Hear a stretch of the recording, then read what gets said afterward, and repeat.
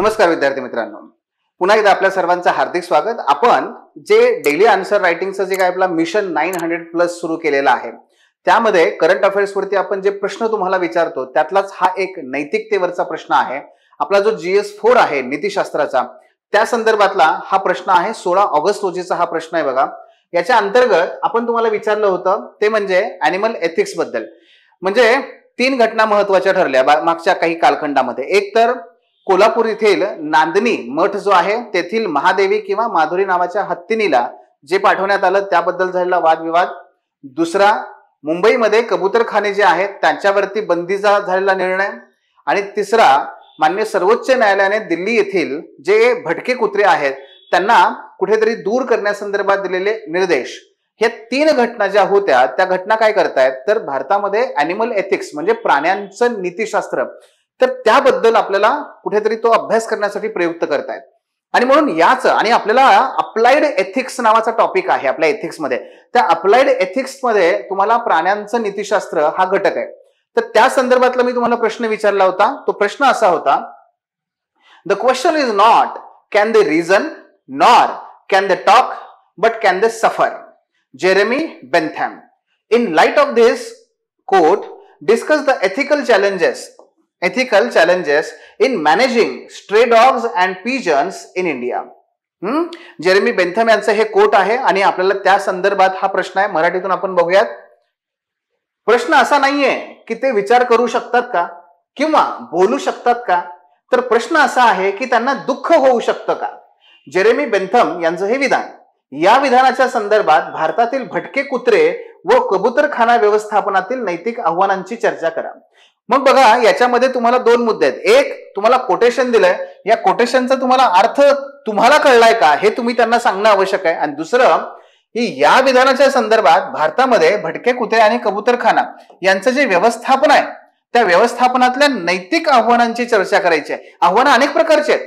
भटक्या कुत्र्यांचं व्यवस्थापन करत असताना शासनाकडे ती क्षमता आहे का, आर्थिक आव्हानं वेगळी आहेत, प्रशासकीय आव्हानं वेगळी आहेत, ती आव्हानं आपल्याला लिहायची नाही आहेत, आपल्याला नैतिक आव्हानं लिहायची आहेत। मग हे नैतिक आव्हानं कोणती आहेत तर ह्या सगळ्या बाबी आपण या ठिकाणी आता पाहूयात। मग प्रस्तावना कशाबद्दल कराल बरं, मग याच्यामध्ये कोणता सेंट्रल पॉइंट आहे, या प्रश्नाचा आत्मा कशाबद्दल आहे, तो आत्मा आहे तो म्हणजे प्राण्यांचं नीतिशास्त्र। म्हणून आपण प्रस्तावना काय करूया की प्राण्यांचं नीतिशास्त्र म्हणजे काय याच्यापासून आपण ती प्रस्तावना करू शकतो। बघा पहिला मुद्दा की प्राण्यांची नीतिशास्त्र किंवा प्राण्यांची नैतिकता काय आहे, तर प्राणी नैतिकता म्हणजे मानव आणि प्राणी यांच्या दरम्यानच्या नैतिक नात्याचा अभ्यास। जे प्राणी आहेत आणि मनुष्य आहे यांच्या दरम्यान जे नैतिक नातं आहे यांचा अभ्यास जो करतं ते म्हणजे प्राणी नैतिकता किंवा प्राणी नीतिशास्त्र। मग यांच्या दरम्यानचा अभ्यास, आणि प्राणी हे संवेदनशील आहेत, प्राणी सुद्धा संवेदनक्षम असतात, त्यांना सुद्धा दुःख होतं, त्यांनाही अश्रू येतात। मग प्राणी संवेदनक्षम आहेत ही जाणीव मान्य करून त्यांच्या कल्याण, हक्क आणि मानवाच्या कर्तव्यांच्या त्यांचे हक्क आणि आपली कर्तव्य हे नेहमी लक्षात ठेवा। नैतिकतेमध्ये काय आहे, हक्कांपेक्षा जास्त कर्तव्य महत्वाचे आहेत। त्यामुळे प्राण्यांचे हक्क कोणते आहेत आणि आपली कर्तव्य कोणती आहेत त्यांच्या प्रती या सर्व बाबींचा जो अभ्यास आहे तो म्हणजे प्राण्यांचं नीतिशास्त्र किंवा प्राणी नीतिशास्त्र होय। लक्षात येते। मग आपण काय केलं, हे डिफाईन केलं की मला माहितीये प्राण्यांचं नीतिशास्त्र काय आहे ते। आता आपण बेंथमचं जे वाक्य आहे आपण त्याला काय करूया, मुख्य भागामध्ये तो दृष्टिकोन आणि त्याचा जो उद्धरण आहे, उद्धरण म्हणजे कोटेशन, त्याचा आपण इथं विस्तार करूया की नक्की त्यांना काय म्हणायचंय। बघा त्यांचं कोटेशन काय होतं की जेरेमी बेंथमचा उपयुक्ततावादी दृष्टिकोन, प्रश्नामध्ये उपयुक्ततावादी दृष्टिकोन हा शब्द नाहीये, मी लिहिला का मला परीक्षकाला सांगायचंय की मला माहितीये त्यांचा दृष्टिकोन कोणता आहे। मग उपयुक्ततावादी दृष्टिकोन स्पष्ट करतो की नैतिकतेचा निकष म्हणजे दुःख कमी करणं आणि आनंद वाढवणं। तुम्हाला माहितीये की जेरेमी बेंथम किंवा उपयुक्ततावादी जो काही दृष्टिकोन आहे त्याचा मुख्य गाभा काय बरं, अधिकतम लोकांचं अधिकतम सुख। पण जेरेमी बेंथम हे पहिले विचारवंत मानले जातात, मोरल थिंकर मानले जातात की ज्यांनी प्राण्यांच्या अधिकारांबद्दल, प्राण्यांच्या नैतिकतेबद्दल सुद्धा चर्चा केली आहे। त्यामुळे ते म्हणतात की अधिकतम लोकांचं अधिकतम सुख जसं नैतिकतेमध्ये महत्वाचं आहे तसंच प्राण्यांचं सुद्धा अधिकतम सुख हे तेवढंच महत्वाचं आहे, त्याला सुद्धा नैतिक म्हणता येईल। त्यामुळे आपण अशाच कृती केल्या पाहिजेत मानवाने सुद्धा की ज्या कृतीमधून प्राण्यांचं सुद्धा अधिकतम सुख हे सांभाळलं जाईल, राखलं जाईल। बरं का, हे लक्षात घ्या. आता याच कॉन्टेक्स्ट मध्ये आपल्याला सगळं लिहायचं आहे. बघा पुढे, ते मग काय की प्रश्न असा नाही की ते विचार करू शकतात का, आणि प्रश्न असा नाहीये की ते बोलू शकतात का, तर प्रश्न असा आहे की ते दुःख त्यांना जे होत आहे ते सहन करू शकतात का, त्यांना दुःख होतंय का, आपल्या कृतीमधून त्यांना दुःख होणार आहे का, त्याचा तो प्रश्न आहे. आणि त्या संदर्भात तुम्ही हे बघितलं पाहिजे. भटकी कुत्री मारणं, भटकी कुत्री हाकलून देणं, भटकी कुत्र्यांचं त्या ठिकाणी नायनाट करणं, हे बघा ते बोलू शकत नाहीयेत म्हणून ते आपल्याला कळत नाहीये, म्हणून आपण त्यांचा विचार करायचा नाहीये का. त्यांना विचार करता येत नाही काय चांगलं काय वाईट, हे आपण नाही ठरवायचंय, लक्षात घ्या. पण याच्या पलीकडे जाऊन त्यांना विचार करता येतोय का, त्यांना बोलता येतंय का, याच्यापेक्षा सुद्धा आपलं कर्तव्य काय आहे, त्यांना दुःख होतंय का, आपली कृती त्यांना वेदनादायी आहे का. मग इथे जेव्हा आपण बघता की मुंबईमध्ये जेव्हा कबूतरखान्याचे अचानकपणे शासनाने काय केले, सगळे जे काही अन्न खाऊ घालण्याच्या ज्या प्रक्रियेत त्या बंद करून टाकल्या. लोकांचं म्हणणं काय आणि जैन साधू संतांचं म्हणणं काय आलं की तो म्हणजे तुम्ही अचानक ते बंद केल्या कारणाने त्यांना जी काही अनेक वर्षांपासून लागलेली सवय आहे त्या कबुतरांना ती बंद केली तर अचानकपणे त्यांचा उपासमार होणार आहे. उपासमार म्हणजेच काय आहे, दुःख आहे. आणि हे दुःख योग्य नाहीये, आपलं कर्तव्य आहे का त्यांना दुःख देणं, ना ते साधू संतांसाठी ना ते जेरेमी बेंथॅमसाठी. मी तुम्हाला अर्थ सांगतोय, हे लिहायचं नाहीये, हे वेगळ्या पद्धतीने मांडायचं आहे, मी तुम्हाला अर्थ सांगतोय. तर हा मुद्दा त्यांचा म्हणण्यात त्या ठिकाणी आहे. जसं की या वाक्याचा अर्थ काय बघा, याचा अर्थ आहे नैतिक विचारात बुद्धिमत्ता किंवा भाषा हा निकष महत्वाचा नाही. बुद्धिमत्ता भाषा किंवा भाषा हा निकष नसून संवेदना हा महत्वाचा निकष आहे. आणि म्हणूनच प्राणी, मग ते कुत्रा असू दे कबूतर असू दे, ते बोलत नाहीत म्हणून त्यांचं दुःख दुर्लक्षित करता येत नाही. सार्वजनिक धोरणात या सर्व संबंधितांची म्हणजे मानव प्राणी यांच्या दुःखाची आणि आनंदाची बेरीज करून वजाबाकी करून आपण निर्णय घ्यायला हवा. काय म्हणतायत, जेरेमी बेंथमच्या वाक्याचा अर्थ कसा येतो आपल्याला की तो म्हणजे त्यांना बोलता येते, वागतं काही, ते काही विचार करतायत, हा नैतिकतेचा आधार नाहीये. नैतिकतेचा आधार काय, दुःख आणि आनंद. नैतिकतेच्या माध्यमातून कशाला नैतिकता मानता येईल, जेरेमी बेंथम म्हणतात तिथून दुःख कमी होईल, आनंद वाढेल, त्यातून काय होईल, नैतिकता होईल, वाढेल, आणि नैतिकता त्यालाच म्हणता येईल. मग इथे मुद्दा असा आहे की प्राणी आणि मनुष्य यांच्या दुःखाची आणि आनंदाची बेरीज आणि वजाबाकी करा आणि त्याच्यातून तुम्ही जो काही निर्णय घ्याल तो असेल नैतिकतेचा. हा झाला त्या वाक्याचा अर्थ, हे झालं विश्लेषण. मग उदाहरणार्थ भटके कुत्रे असतील बघा, भटके कुत्रे, कुत्र्यांना उपासमार, जखमा, रोग यातून काय होईल, दुःख निर्माण होईल, म्हणजेच काय, त्यांना वेदनांना सामोरं जावं लागेल. ही एक बाजू आहे. आता माणसाची काय बाजू आहे की माणसांना सुद्धा कुत्र्यांची भीती, त्यातून चावे, रेबीजचा धोका आहे. बेरीज वजाबाकी करायची ना आपल्याला, मग त्यातून नैतिकता काय असू शकते, तर नैतिकता ही असू शकते की दोन्ही बाजूंचं दुःख कमी करणारी पद्धत हीच नैतिक असू शकते. ती कशी असू शकेल आपण ते पुढे बोलूयात. पण मी तुम्हाला सांगतोय काय की दोघांचा बॅलन्स कसा करायचा आहे. उदाहरणार्थ कबूतरखाने, अनियंत्रित खुराकामुळे अतिप्रजनन होणं म्हणजे कबुतरांची संख्या अमाप वाढणं, त्यातून रोग, त्यांनाच रोग होणं, ठीक आहे, त्यांची गजबज, त्यांचे एकमेकांशी होणारे हल्ले, हे यातून काय कबुतरांचंही दुःख आहे. पण दुसऱ्या बाजूला माणसांचं काय आहे, तर कबुतरांच्या विष्ठेमुळे मानवांना होणारा त्रास, श्वसन विकार वगैरे, आरोग्याचा धोका, म्हणजे दोघांचे आहेत की नाही. पण यातून मग नैतिकता काय असू शकते, म्हणून मोजून नियंत्रित पद्धतीने अन्नदान करणं, स्वच्छता ठेवणं, हीच काय असू शकते, नैतिकता असू शकते. बेरीज वजाबाकी आणि त्यातून निघालेला आनंद वाढवणारा, प्राण्यांचा सुद्धा माणसाचा सुद्धा आनंद वाढवणारा जो मार्ग असेल तो असेल नैतिक मार्ग, जो आपल्याला या ठिकाणी असा पाहता येऊ शकतो. हे झालं बेंथम यांच्या त्या वाक्याचा विश्लेषण. मग आपण मेन बॉडीमध्ये आता दुसरा मुद्दा येणार आहे, तो म्हणजे आव्हानं कोणती आहेत. जर कबुतरांचं आणि कुत्र्यांचं आपल्याला व्यवस्थापन करायचं आहे तर आव्हानं कोणती आहेत, त्या आव्हानांकडे आपण वळूयात. बघा, नैतिक आव्हाने, पहिलं आव्हान आहे ते म्हणजे करुणा विरुद्ध हानी न्यूनता. हानी न्यूनता म्हणजे काय, तर एका बाजूला करुणा दाखवायची का दुसऱ्या बाजूला जी होणारी हानी आहे ती कशी कमी कमी करत न्यायची. म्हणजे ह्या दोन्ही बाबी आहेत. म्हणजे कुत्र्यांना दूर करणं आणि अचानक दिल्ली त्या कुत्र्यांपासून मुक्त करणं हा उपाय असू शकत नाही. हा हानी शून्यता नाही, हानी न्यूनता. कुत्र्यामुळे त्रास होतोय, तो कमी कसा करता येईल.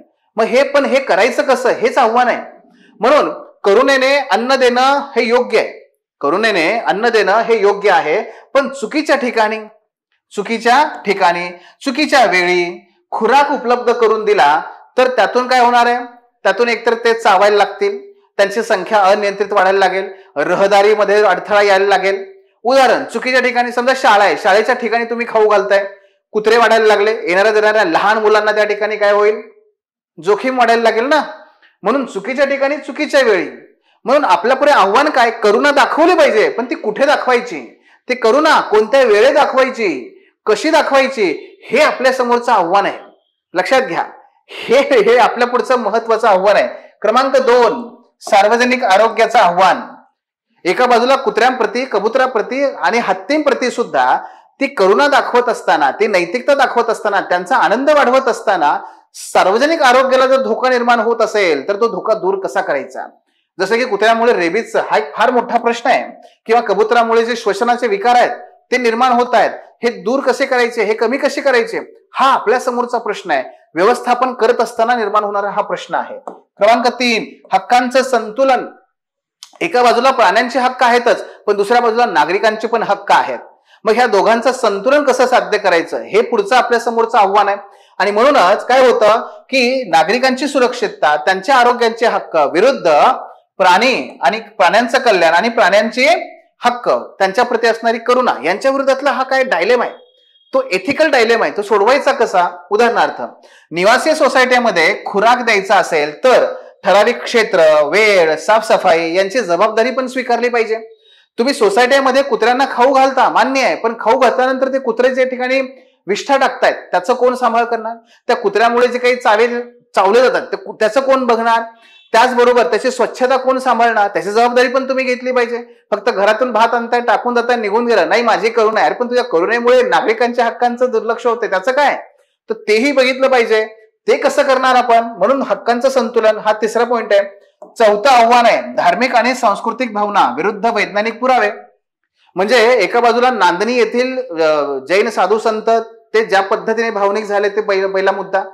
हत्तीचं धर्माच्या संदर्भात धार्मिक स्वरूपातलं जे महत्व आहे हा दुसरा मुद्दा आहे. तिसऱ्या बाजूला कुत्रे हे सुद्धा धार्मिक स्वरूपात बघितले जातात, अनेक ईश्वरांचे ते प्राणीवाहक आहेत. मग कबूतर, जैन हिंसा, मग जैन धर्माच्या विरोधातला तो मुद्दा आहे. हे एका बाजूला हे आहे.